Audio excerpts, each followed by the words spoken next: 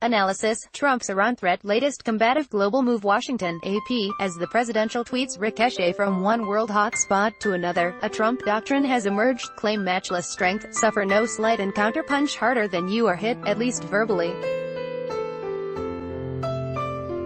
President Donald Trump's searing all-caps response to a relatively routine Iran provocation is the latest example of Trump's refusal to show weakness, continuing a pattern that includes showdowns with North Korea, China and even NATO allies, with Russia the notable exception. Trump's tough guy rhetoric has become a defining characteristic of his overseas affairs, as have the relatively modest results.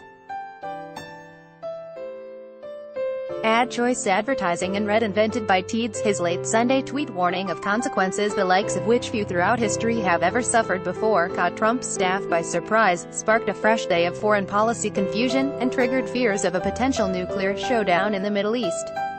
The tweet was reminiscent of Trump's brash warning of fire and fury for North Korea last year, part of an exchange of bravado in which he and Kim Jong-un's government compared the relative size of their nuclear buttons. Advertisement: White House officials now cast those exchanges with Kim as a negotiating tactic to bring the mercurial autocrat to the negotiating table, culminating in last month's Singapore summit. But despite Trump's pronouncements that he is very happy with the results of the summit, the North has yet to take concrete steps toward denuclearizing, nor has it returned the remains of some U.S. service members, as was promised as part of the two-page agreement signed in Singapore. Press Secretary Sarah Huckabee Sanders wouldn't rule out that the latest tweet about Iran was a similar negotiating gambit. "I'm not going to get into the president's strategy," she said Monday. "But I think he's very clear about what he's not going to allow to take place." The Iran tweet, responding to the latest threat from Iranian President Hassan Rouhani, came on the heels of a frustrating week for a White House reeling from denunciations of Trump's treatment of Russia's Vladimir Putin during their summit in Helsinki. The president initially refused to say whether he believed the U.S. intelligence community's conclusion that Russia interfered in the 2016 election, instead giving equal weight to Putin's denials. Advertisement critics were quick to seize upon his Iran threat as an attempt to change the subject. Sanders retorted, "I think the president has the ability, unlike a lot of those in the media, to actually focus on more than one issue at a time." But the broadside to Iran fit a pattern for Trump, a commander-in-chief who responds to the slightest provocation with punishment. The all-caps shot across Iran's bow appeared to be prompted by a speech by Rouhani, who told diplomats Sunday in Tehran that Americans must understand that war with Iran is the mother of all wars and peace with Iran is the mother of all peace, state television reported. Senator Dianne Feinstein, D. Caliph, tweeted that Trump has a dangerous habit of attacking world leaders online. She said his obsession with looking tough on Twitter is weakening our standing on the world stage and seriously jeopardizing our national security. Beyond his months-long rhetorical volleys with Kim, Trump has unleashed verbal attacks against friend and foe alike when he felt disrespected. After last month's Group of 7 meeting of industrialized nations in Canada, that nation's Prime Minister, Justin Trudeau, delivered a mild rebuke to Trump by suggesting that Canada may have to levy retaliatory tariffs against the United States. "Canadians, we are polite, we're reasonable, but we also will not be pushed around," Trudeau said.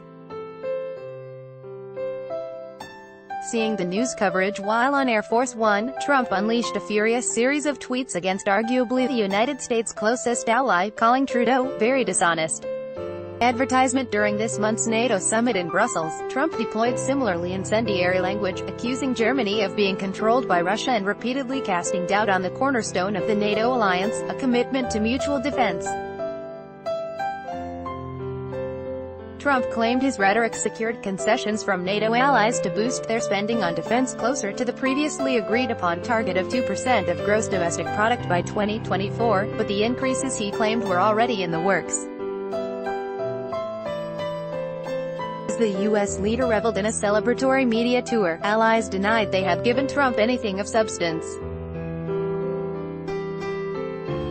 During the tariff standoff with China, Trump has repeatedly escalated his fiery language, and boasted that trade wars are easy to win, only to see Beijing retaliate and levy tariffs that could cripple some American workers, including farmers, who have trended toward supporting the president. But for all of Trump's diplomatic bluster, there is one nation with which he has tended to pull his punches: Russia. As the special counsel probe into possible links between Russia and Trump campaign officials forges on, Trump has stepped up his attacks on the investigation, while also trying to draw closer to Moscow. In one of his tweets over the weekend, he deemed Russian election interference a big hoax, yet again casting doubt on the findings of this nation's intelligence agencies. Sanders insisted Monday that the Trump has been extremely tough on Russia, probably more so than with any other country, and wondered why that is so hard for the media to write about. But while the Trump administration has moved to enact some tough sanctions on Russia, the president himself has repeatedly sought to tighten ties to Putin, whom he invited to the White House this fall even after the firestorm of controversy sparked by the Helsinki summit. Putin's visit drew a cool response from Republican leaders, who have no plans for the Russian to address Congress. And some would prefer he not visit the U.S.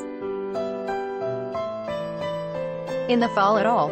I'm one who thinks that it's a good thing for leaders of countries to talk, but I would consider putting that one on the back burner for a while, said Sen. John Cornyn, R. Texas. Editors note, Jonathan Lemire has covered the White House and politics for the Associated Press since 2013. Zeke Miller has covered the White House and politics for the AP since 2017. Associated Press writer Lisa Mascaro contributed to this report. Follow Lemire on Twitter at http://twitter.com/@John Lemire and Miller at http://twitter.com/@CKMiller and AP News Analysis by Taboola. Sponsored links Promoted links You may like Ayana Komodo Resort Labuan Bajo Hotel, Ayana Komodo Resort, WAECICU Beach Ayana Komodo Resort and Babel. You will start speaking a new language in 3 weeks thanks to this app made in Germany. Bablindo Throne, free online game. What are the best war strategies? Throne, free online game and wow, fashionable stunning pictures of clothing for parties at fashionable and of Straits Times styling changes in Singapore's banking scene. These Straits Times and Top Man Fun 10 most breathtaking highways of the world. Top Man Fanundo.